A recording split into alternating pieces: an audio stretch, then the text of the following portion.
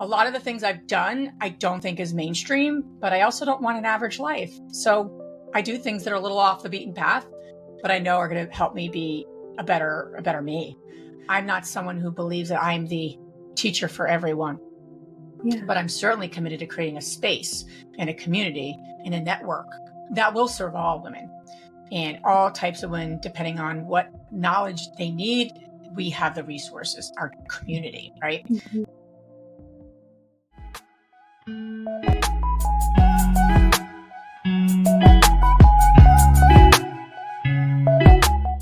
Welcome to another episode of The Rooted Founder. I am excited. Today's guest is a woman who has not only built a multi-million-dollar real estate empire, but has done so while raising children, champion women's voices, and navigating her own inner evolution along the way.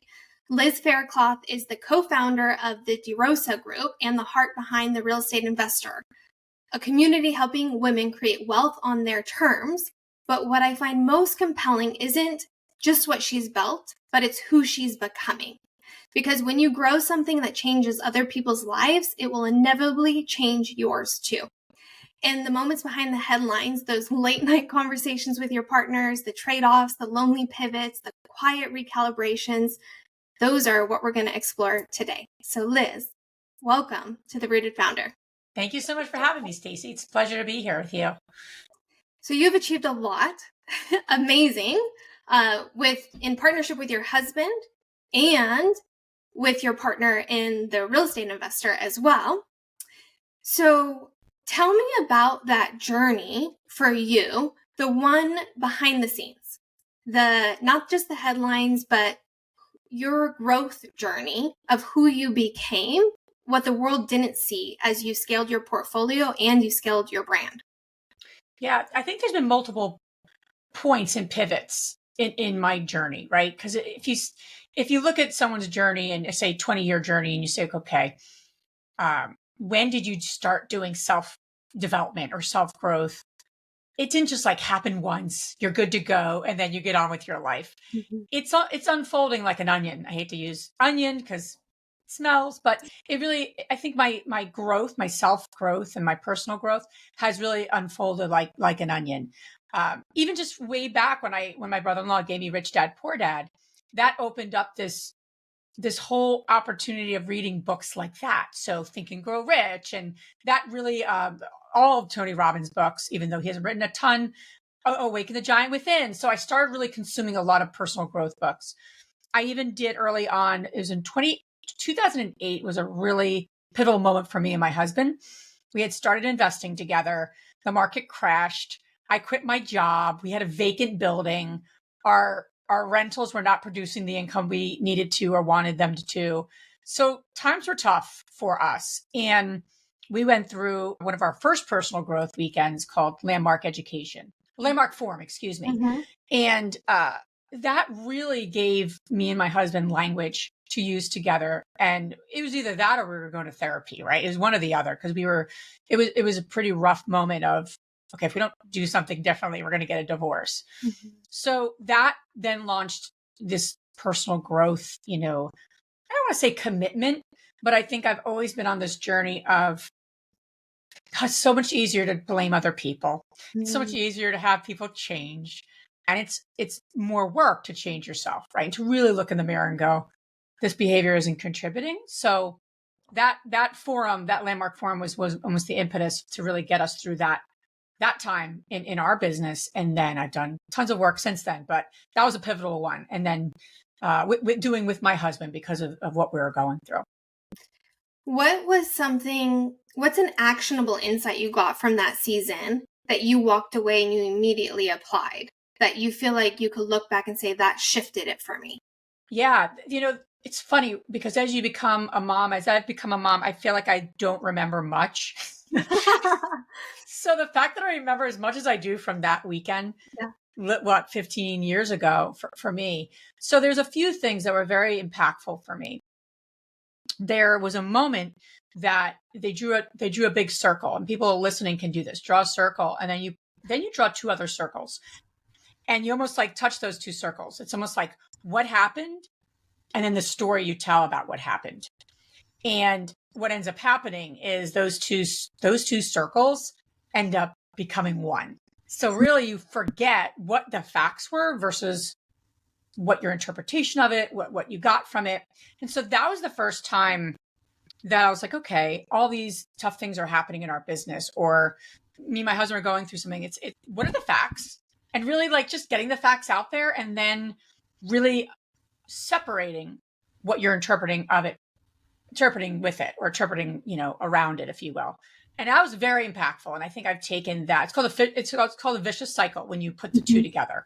I remember the term. I remember the exercise very distinctly because it has made such an impact in my life. So I'm very mindful of separating what happens to like the meaning I'm making of it, like, because we just make meaning of everything. And if I'm going to make meaning of it, even the tough things, what am I learning? How am I growing? Why is, what about this is happening for me right now? That's the lens I look at things versus, oh shit, this happened. This is hard. Does my mind go there sometimes? Sure. But I move through it quicker now, right? I don't stay there too long. Yeah. I think Tony Robbins calls it story state strategy. Yeah. And I found the same thing in my relationship with my integrator or my team or my significant other. When there's a moment, like a circumstance or an event that is not what I wanted or the way we preferred it to go, a dialogue that I have is the story I'm telling myself is blah, blah, blah, blah, blah. I'm making it mean X, Y, Z. Now, is that true? Is it helpful? Is it necessary? Is it factual? And what is the most productive path forward from this versus staying, to your point, in that vicious cycle, which keeps so many people stuck, not building the lives or portfolios that they want. Absolutely. Because are hard things going to happen? Sure. They happen to everybody. Yes. It's how you deal with it and how you move through it and how you grow from it. That's really the recipe, I think, to anyone's success. It's a foundation. I don't know anyone that has built something that's meaningful, that they're proud of, or because that's important, that they're on purpose, that they haven't had hard things happen. It's just the meaning we make of it. So one of the first hard things that happened for you was when you had to evict a tenant and you found bullets in the unit. Yes. Yes. That was that's the first duplex we bought. We bought that a few years prior to that, 2008. But yes, we bought a duplex, took a loan out from my father. We needed about $30,000 to buy the property and for like kind of the initial construction of the property. It was a little row home outside of Philadelphia. And we got it done. We got to closing, and then you inherit tenants. That's unless you're buying a building that's vacant, most landlords are inheriting tenants. And that's tricky. We can get into an episode around that, but we're not going to go there. Anyway, when we got to know the tenants, we were like doing a walkthrough, like the initial walkthrough of just, and we saw a lot of bullets. We saw some bullet holes. Like, okay, something it happened here. That's a little odd. And so we try to have an open mind. Me and my husband are both, let's just assume the best. That works for us in some ways, and it doesn't work in other ways. But long story short, we ended up having to evict due to non-payment of rent and the things we have to evict for.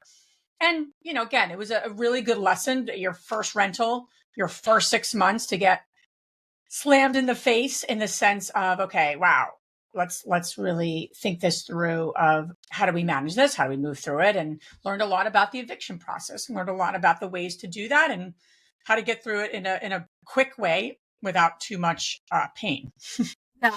I was just thinking about your onion analogy and how when you cut onions, you cry. And I'm like, you must have had a lot of tears along the journey too. Totally. I have.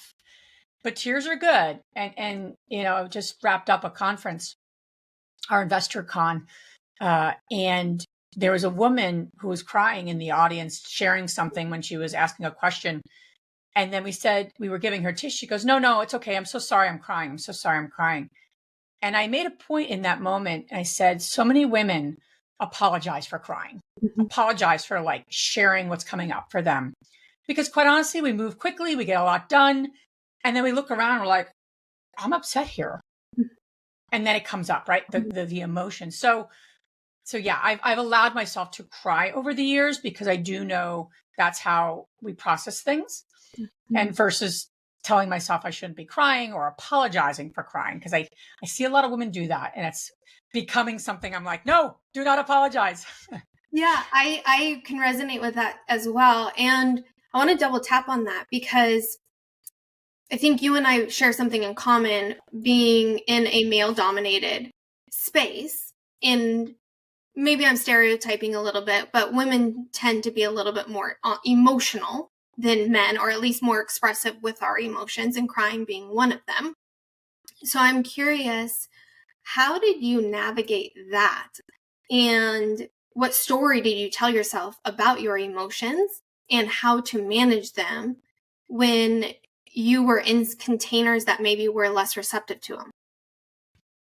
You know, it's interesting because overall, I don't know if I am someone who, on the scale of crying, I don't know if I'm like a female who cries a lot. Yeah. I think I do cry. So I never had something that I needed to like, how do I manage this in a lot of different situations? Sure. Because, but however, when it does come up for me, I am usually in a safe space with like my husband, because I worked a lot with my husband for many, many years early on. So I probably let it go there. And if I was with a banker, or if I was with somebody in construction, or if we were with a tenant, I probably was a little more guarded. I think as I've evolved, right? My business partner too is another female. So it's not uncommon for conversations to lead in that way. Not every conversation, but in certain situations, right? We'll have those moments where something's coming up for me, or something's coming up from her, and we feel very safe. I think the most important part of being in business, especially in male dominated situations, is you're navigating to be yourself and to be your true self, as well as like, how do I need to adapt to the situation and adapt to the people that I'm with, right? So if it's a group of bankers and I go in there emotional and crying about something, are they going to really take me seriously? I don't know about that. Probably not. Now, that's where you have to get your needs met, but you also need to understand, like, okay, what does the situation need? And how do I do that in a way that's authentic? Not like I just want to pound it through, but usually it comes up with conversations or partners or team members, or really those meaningful moments. And that's when I think we need to balance, right, our authenticity with, is it safe to share this and safe? And if you keep answering no, because you're in that environment where there's only males around you, then get a circle that you can, because you need to get it out, right? You need to get those emotions out. And not every circle is going to have a safe space. And that's something that I'm very proud of. And the work we've done is like creating that safe space. So women, especially women, right, that can have that space to be emotional. Men are emotional too. They just do it in a different way. It's not like they're not emotional and women are. That's such an old script, right? But how we show it, what comes up for us, how are we willing to express it, right? It's different, obviously, different people. So that's what I would say is be authentic, have a safe space to share those emotions, but also be mindful of the situation, because we all have to wear different hats, and enroll people that have different value set. Yeah, so much wisdom. So your partnership with Andressa hit a rocky point, and you guys went and did some brain scans. I know, not the common approach that most people take, right? In a barbecue, right? We're entering the summertime. What did you do this week? And I got my brain scanned. It's like, whoa, did you like hit your head, or do you have some sort of reason? No, I did this proactively. Yeah.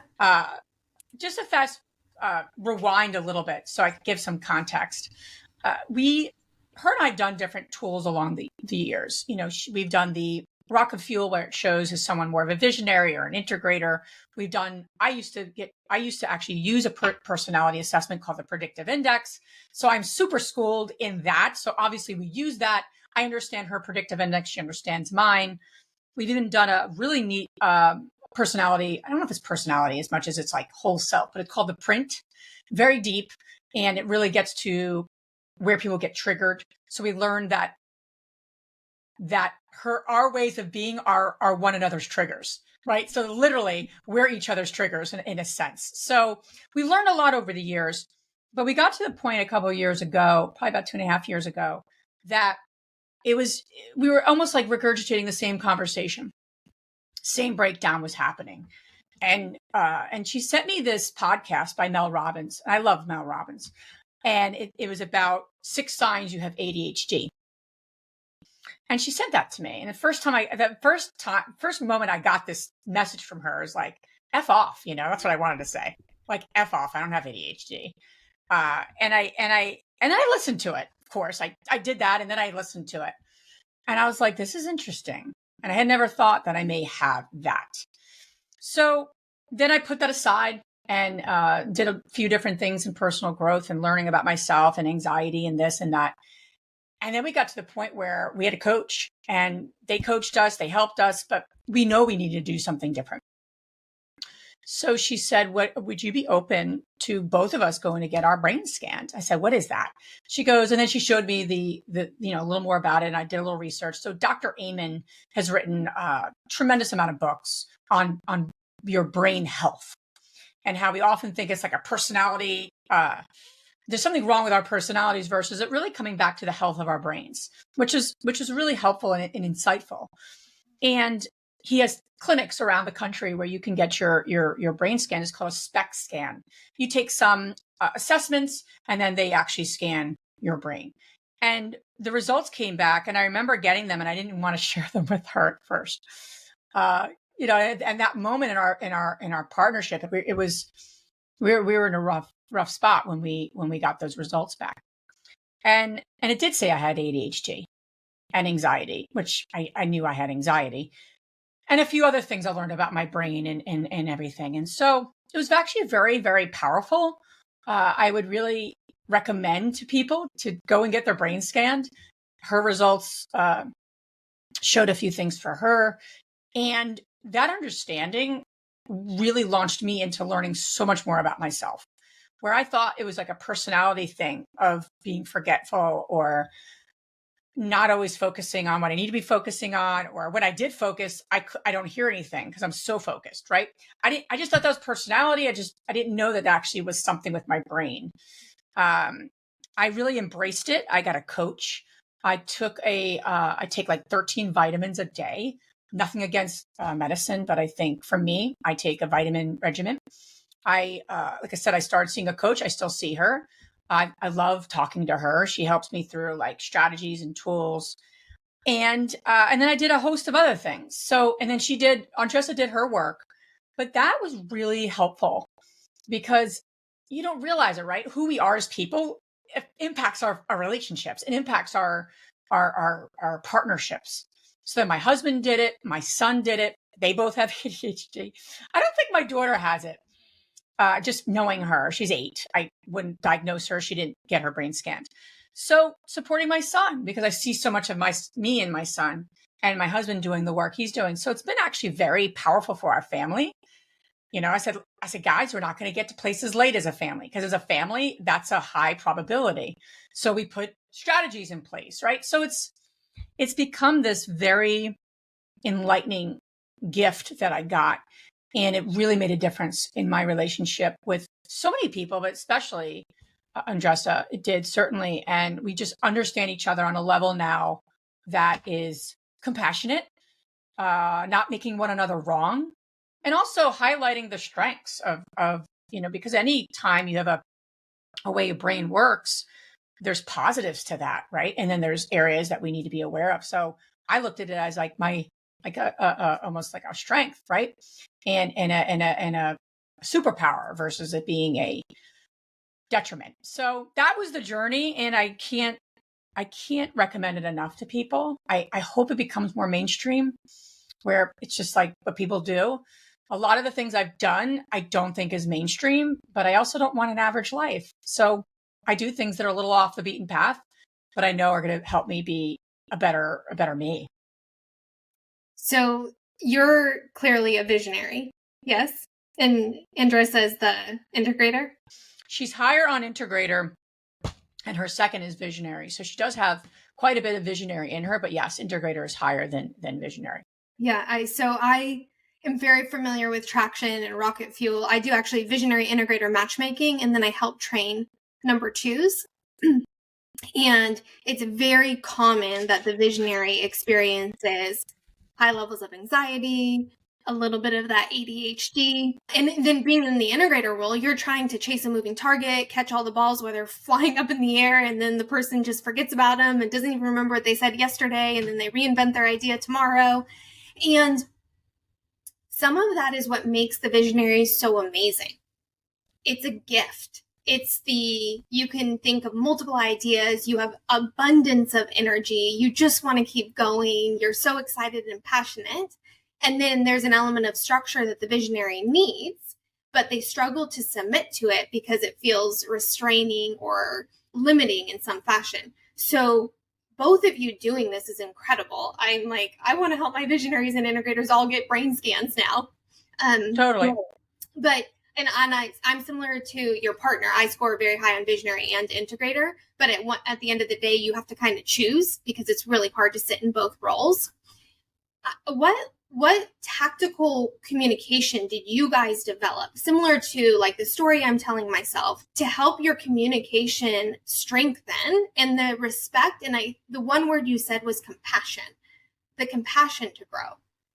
Yeah, and I think that's important because it's so easy to get frustrated and annoyed with people. One thing that we did that's very tactical and could be a great tool for people to use is we kind of agreed upon creating strategic documents for projects.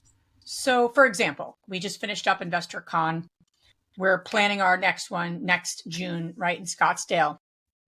And we already have a theme, diversity with intention. And there's just some more context that needs to get developed so we can really help women and with the theme and we're going to be doing partnerships. We're going to be talking about partnerships. So there's a lot there. And again, we really put together a great event, and it takes a year planning. So we talked this week and I said, let me put a strategic doc in there. So it includes a vision. It includes like the results that we're after. So we can really shake hands on like the big picture. What are we trying to accomplish? And in general, what's the general concept, theme? Who are some potential speakers, not just speakers, but what's the content that we want to share with the women? What do we want these women walking away with? What do we want to walk away with? What do we want our sponsors to walk away with? Tangible metrics. So we do that now. And I think in the past, I'm like, metrics, whoa, let's not get committed to specific. Like, I think part of me always was a little bit like, whoa, this is too specific. But I actually really love it. I embrace it. I really have come to embrace these KPIs, even to the point where when I go to a conference, about a month ago, I went to a conference. I am super clear on my metrics of what I'm looking to achieve. Like to the point, I could tell you how many people I want to connect with from a collaboration perspective, how many people do I want to connect with from a potential sponsor perspective, how many people I just want to are thought leaders and would be maybe potentially great on our podcast. Like I have at least 8 metrics that I went into that conference with. Very specific, and I don't think me a few years ago, I would have been like, well, you can't put metrics on relationships. You can't put metrics on connecting with people. That seems so like a restraint.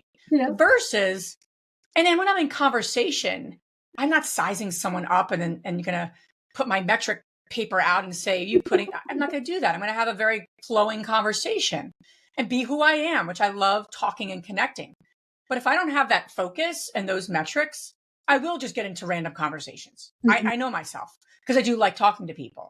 So I don't do that anymore. I'm very, very mindful. So that's just an example of allowing me to be who I am and also allowing the company to really get something from the things that I have strengths around. And those 2 events that I went to right before InvestorCon yielded some great results. Would they have yielded those great results had I not been as focused? Probably not. So that's the work, right? And I think that strategic document doesn't end with vision, mission, results. Then there's an action plan. And I don't get into the nitty gritty of, okay, how are we going to make all this work? because that overwhelms me sometimes. I get a little like my head hurts a little bit thinking about that. So automation, I just like, then I overthink it, and then I'm not helpful. Then I feel bad, right? It's that whole cycle.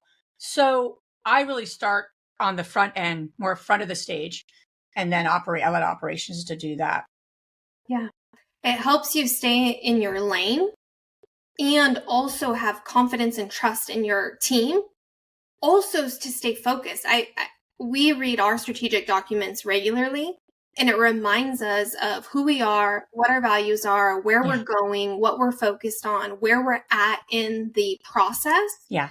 So that we can celebrate those achievements as well. I think one of the things we do as high achievers is we gloss over the success. We don't pause and celebrate. Even before you hit record, you had just finished a very successful event in Florida. Yeah. And you guys are already planning the next one, which is amazing. Right. And you can't rest on your laurels. Yeah. Yeah. And I love that about high achievers. And also Dan Sullivan wrote the book, The Gap and the Gain, and how we judge ourselves on the gap instead of the gain. And so I just want to celebrate that you had a huge, amazing event in Florida. And you're also on the continuous improvement path, and you're going to do another one in Scottsdale as well, which hopefully I'll be able to participate in this time. But it's both. It is having the structure, it's having the strategy, it's being mindful of our stories, and it's also celebrating what we've done, but also continuing to drive hard towards the things that we want to achieve. Absolutely. And I want to talk about waking up in your dream life and it not feeling like you thought it would. Sure. I could share a moment that happened. So let's rewind a little bit. I actually quit the same job twice, which is interesting. Yeah. Most people don't quit the same job twice. So, but I did. Sure, it wasn't for you. I know, right? I told the story. You're always looking for different stories to share on stage. And I told that story this past year at my conference. And I said, the first time they gave me a going away party. I mean, these colleagues of mine wrote how I impacted their lives and the team. And I was on the team for like 8 years. And then the second time I didn't get that, but that's okay. So long story short, I quit my job in 2008. And we didn't have a plan. We didn't have structured roles. Financially, we were just like, okay, worst comes to worst, we'll just dip into savings. So there was a lot that we didn't do the first time. The second time we did it differently. And so when I was planning on quitting, I went back 2010, stayed a few more years as a consultant. Thank God my old boss was like, yes, come back. Come back. You'll service different clients. I traveled. And then I knew I wanted to have a family. My husband and I were having our first kiddo, and he was due the end of 2013. And at that point, we had built up our passive income, right? We had the rentals producing income for us, not like 4 times our expenses, but at a point where we felt comfortable enough, right, to step back and go, you know what, I don't need to keep working here. It's covering our nut every month of where our monthly expenses were. We developed roles for one another. So when I joined him again in 2013, and I had my healthy little baby boy who's now 11, is going to middle school next year, I really felt I should have on paper been so happy, right? Something I've been working hard for so long. I was able to be home with my son, and then slowly incorporate myself back into our business. And, obviously there's some hormones part of it, right? There's a lot going on when you have a baby, but it wasn't just that. It was more than that, in the sense of, okay, what am I doing? Is this something I even want to do full time with my husband again? I had already done that. And I love real estate, but I felt like there was something more. I always loved developing and supporting people. I was a social worker back by my background. I always actually wanted to be a therapist. So there was a lot happening for me. And then I'm like holding my son, and my husband's all excited, and I wasn't. I felt really empty. I felt very alone. I felt very lost, to be honest. And so, I did a few things to move through that. And the irony is, right around that time, I met my now business partner, Andressa, and her and I would be getting together and supporting each other in real estate. And they were like, let's bring some other women to talk and connect. long before Invest Her. So we had this idea of doing like a mastermind. And I know the woman that was in that first mastermind together. It's about 6 of us. And we just would get together every month on Skype at the time. It wasn't even on Zoom. And that started really fulfilling me. Okay, I'm supporting them. They're supporting me. And then it just started and then we started to say, there's something here. Would other women need this type of masterminding and support, not just on your business, but in your life? So my point is that lost moment led me to do some internal work around like my purpose and why am I on this earth? Life's short. I'm getting older. And it's like, okay, where do I want to spend my time and energy? Just talking about rentals only. That could get a little boring. No offense. I mean, I love real estate, but that could get, a bit much if that's all you're doing. Right.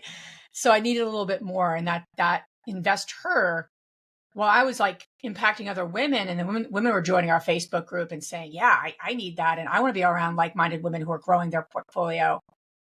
I was honestly, my soul was also growing, and I was becoming more fulfilled. So what I did for others, I got tenfold back, right, for myself. And those are the moments that matter, right? When we're working hard and we're dealing with issues as entrepreneurs. I mean, there's so many. That is a light that really helps me get focused on my why, and I see impact being made, and then I want to do more of that. I find it fascinating, and I hear this thread in your story. It's true of my story, that sometimes our painful moments is the birthplace for our calling. It's the birthplace of our purpose. And you modeled such resilience and resourcefulness and courage to say, hey, I need a fulfilling community in this season. And then you have 50 locations now, or 50 spaces where women get together, and it birthed this whole community. And you were just sharing all the amazing feedback you were getting from the conference you just did. And that came from that, what would have been for you a low moment that then launched where you are now. Absolutely. And I think it comes from authenticity. The element there is that I've always been fairly authentic. I was raised in a very middle-class Italian family, like very authentic. Like you meet anyone in my family, we all have very different professions and beliefs and ways we vote and all the above. However, authenticity and realness and just being like connecting with people is something that is a thread in my family, how I was raised. And so when I met Andressa, she had that same authenticity about her. It's not pretentious. It's not like everything's perfect. It's very real. And it's actionable, and it's safe, and it's supportive. Right. So I think other women want that too, versus it being glamorized or this is perfect. And we had a woman in our conference stand up and go, she start crying. And then she got herself together and said, I don't know how to be ambitious and be a mother. And I'm struggling with that. And so then that launched into a whole other conversation, right? So that's the type of, that's a real question. That's a real question, because guilt, and whether you're wherever you are, you're not doing something else, right? I'm only here with you. And my son just came to the door, and I just shooed him away. Right now, I'm not his mother, right? I'm on this podcast trying to be his most valuable information as I can. So I just want to that point, I just wanted to say that it's very, the authenticity is important when being authentic to yourself, being authentic to other people. And that's when the work can be done. That's when you're able to say, okay, what's not working and what is working. I think most people want to be authentic to themselves. They just don't stop and actually have the space to do so. And they haven't developed a habit to do so. I think that's what's the lacking part.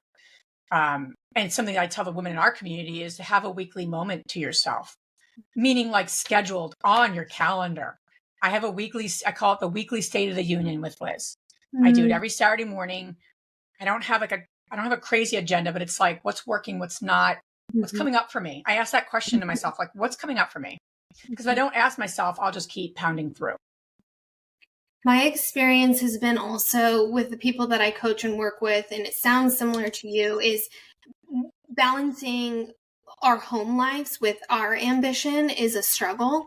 And then when we do have those State of the Union moments, we're just so disconnected from ourselves. We're like, who am I? What do I actually want? Yeah. And that sometimes is an interesting thing to navigate. We have developed a system called the calendar code with a green, yellow, red to kind of judge your energy, what lights you up, what drains you. That's a cool idea. Yeah.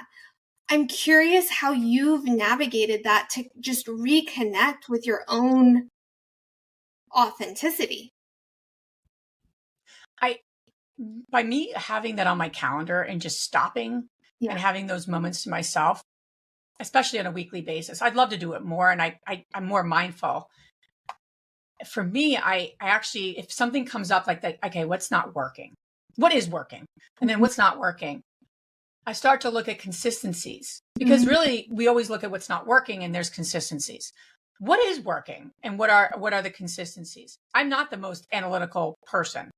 However, I like analyzing those moments because then you're able to replicate those or get rid of the ones that aren't. Right. And so what I always leave that time to myself with is as if I say what's not working, a few 2 months ago, I just wasn't happy with what I was eating. I'm fairly an healthy eater. And then, then you start to make an excuse, and then it's getting hot. So it's a little more ice cream with the kids, like whatever it might be. Yep. And I just wasn't feeling, I was like feeling, that's how I was feeling that day. And so I got into action, and I said, what if I did a cleanse? That would make me feel better. I said, I'm going to take action on that. One thing I could do. So I texted a friend, a neighbor who always talks about the cleanses she does. I said, hey, are you doing a cleanse anytime soon? I'd love to do it with you. She's like, so funny you say that. I'm actually doing a cleanse next week. If you order this link, you'll get it in a couple of days and you could do it with me. How does that sound? I was like, that's the power of this. Yeah. I was just so excited because I took one action. I didn't try to solve 18 things. I took the one that was top of mind for me, which was my health at that moment. Some weeks it's business. Sometimes it's like me as a mom. It just depends, right? Money. And I took action. And then I left that moment to myself. I was like, I feel better. Yeah. Not that I have it all solved, right? But I took a step forward. And that's what, we talk a lot about is like, how do you just take steps forward? Take one action. Yes. I texted my friend. Yes. All I was going to do. And I did. And that led to a really great impact. And we did the cleanse. I felt, so just goes to show you, right? It's about what's not working and getting honest with yourself, and then willing to take one action to shift it. I'm very clear. It's one thing. Because I can be like, oh, I want to change like 18 things and I just don't do any of them. So I know that about myself. So I need to focus on one and something I can do within 5 minutes. Yep. I have learned that about myself too. And I think what you just shared, I also learned is I have to do it with somebody. Yeah. So usually my first thing is I text the person that I know has done it or wants to do it. Has an expertise in that, so to speak. Yeah. Like I want to run a marathon, and I have this guy that was All-American who said he'd write me a marathon plan. And so I just had brunch with him on Sunday, and he's going to write me a marathon plan. And I know you run marathons, so maybe I've done one, but I'm happy to support you. Yeah. I'm going to do another one at some point. But yes, I've done one full marathon. Yeah. Yeah. I think having that accountability, the partnership helps so much with follow through. It's really easy to not follow through when you're isolated. Yeah. No, absolutely. And that's something we've come to learn with the women that we serve in our community. It is glaring how fiercely independent driven women are. Yes. It's like a badge of honor. Yeah. That they've learned to just rely on themselves. Because quite honestly, they know they can get it done. Yep. And that will also, we always say, like, what got you here is not going to get you where you want to go. Because where you want to go is not a solo game. It's just not.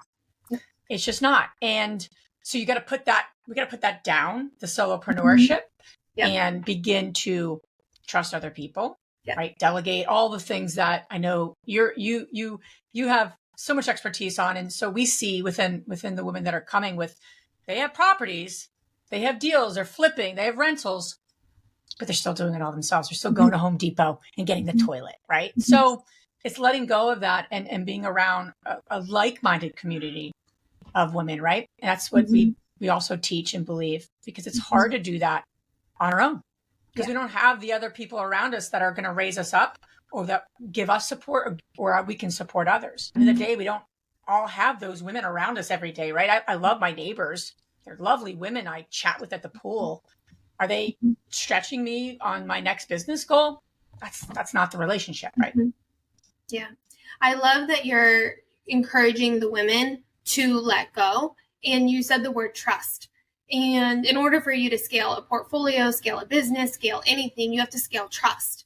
And we talk about it as a 3-ring: self-trust, team trust, tribe trust. And that is one of the hurdles, is we do it all ourselves because we have to overcome this trust hurdle.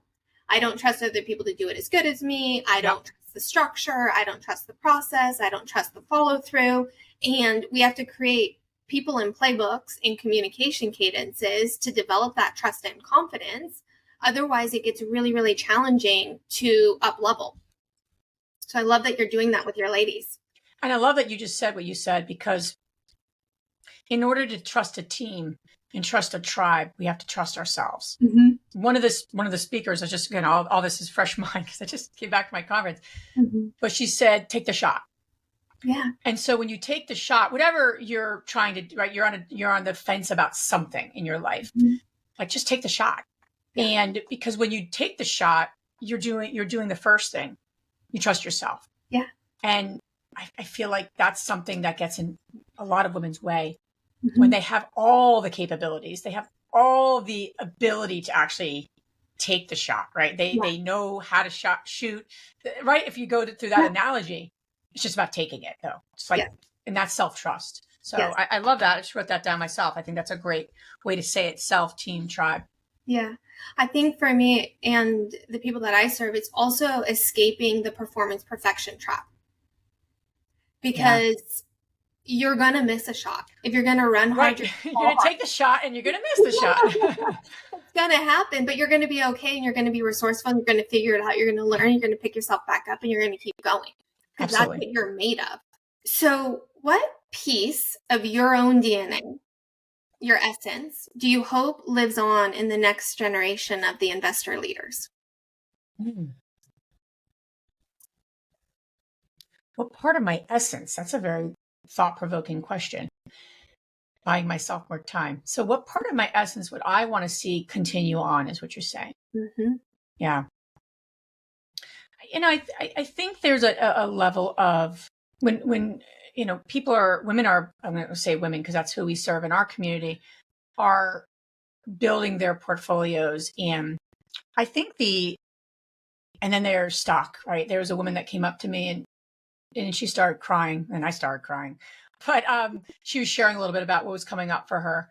I think what I truly believe in my essence is, like, what is truly the impact that you want to make in the world? And it doesn't necessarily mean that you're going to impact the world, but you may want to. What is that like? What is that fire for you, right? And what is the why behind it? Because so many women like real estate. They also see it as a path for financial freedom, increasing their cash flow, right? There's a lot of financial benefits. Having a tax advantages of being able to bring down their W-2 income, right? There's so many reasons financially that we're investing in real estate, which with your background. But like, what's the true why? Like, and I think being able to, my essence is in a sense of like having this ability to have a safe space. Because I'm not going to impact every person the same way Andressa may impact, right? We have different personalities, we have different styles. But I come from authenticity. I come from a sense of standing for women. I come from a sense of fun, but also something like there's something bigger here. And I think that would be a great way, and the ability of like this kind of just this safe space, have a conversation and to collaborate and to listen and to really be present when people are talking. That's my essence, right? And that's who I am in all areas of my life. In order to get what you want, that's the way I know how to help people, right? And then some women need something a little different, or right, it's all of the above. But I think my essence is allowing women to really reach towards what they want in life, like unapologetically, and create the space to do so. And sometimes it will come from something I said. Sometimes it won't. I'm not someone who believes that I'm the teacher for everyone. Yeah. But I'm certainly committed to creating a space and a community and a network that will serve all women and all types of women, depending on what knowledge they need. We have the resources, our like community, right? Mm-hmm. So I think that would be my answer. I feel like if I could summarize, I'm hearing compassion, care, and a permission slip to be authentic. Yeah, that's a great way to summarize the long-winded answer I gave. That was so, you described so much, and that's your essence, and it feels like that's what you've done throughout everything that you've done, even in the career that you quit twice. It was a lot of care, compassion, and permission slip. And I feel your heart is just to develop and grow people and let them tap into their fullest potential in an environment that is safe. So you've achieved a lot already. You have an amazing community. What is most exciting for you in this next chapter or season of your life and business? Next season. So there's a lot of exciting projects.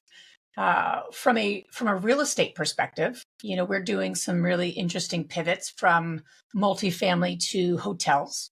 So that's really interesting, and kind of, again, the whole idea of like, this isn't just like the same project. And Investor is actually becoming, rolling out a fund so we can give an option to women who are looking for passive opportunities. So that's exciting from the sense of, okay, the knowledge, the community. But women also want real opportunities, right? They want real, like, okay, where can I invest my money? So excited to do more of those types of things.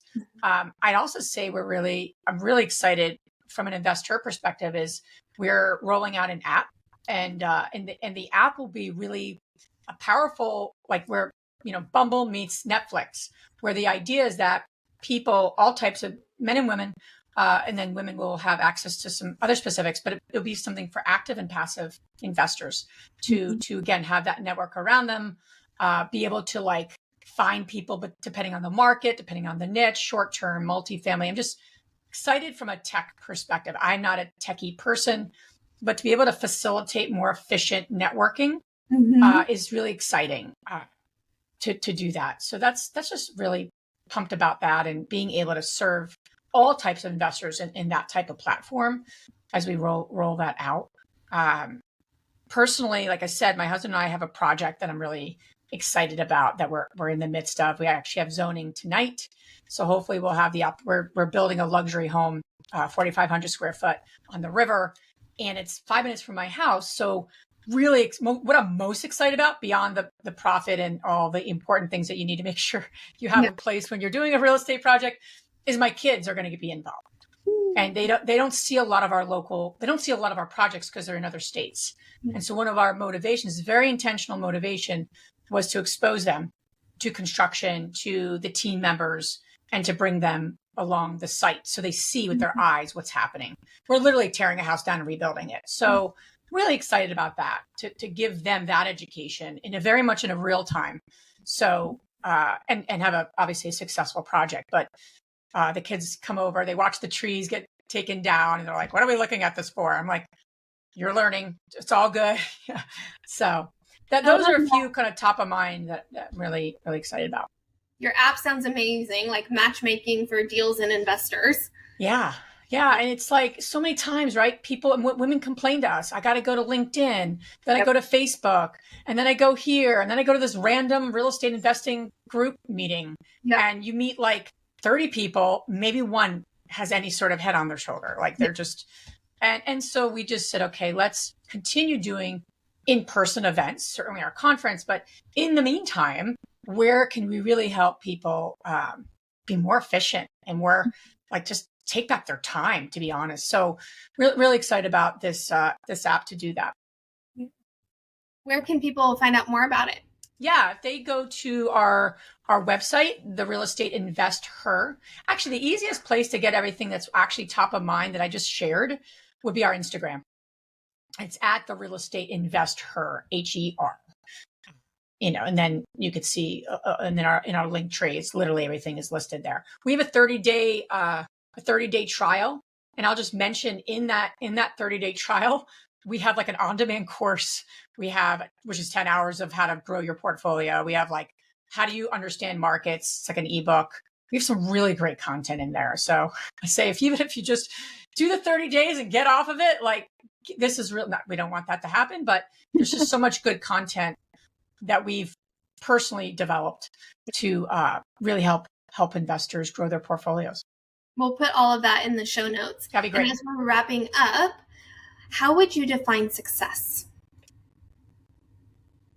I think success is living life on your own terms, whatever terms that means to you, and not living someone else's script, your parents' script, society's script, really living life on your own terms, which would mean you have to live life on your own boundaries. And you're going to need to say no when other people say yes. And you probably say yes when other people say no. So when I think about success in my own life, that is always what I'm moving towards and want more of. And you're doing. And I'm doing it. Yeah. It's been such a pleasure learning more about your story and your wisdom and hearing just the amazing impact you're having on women.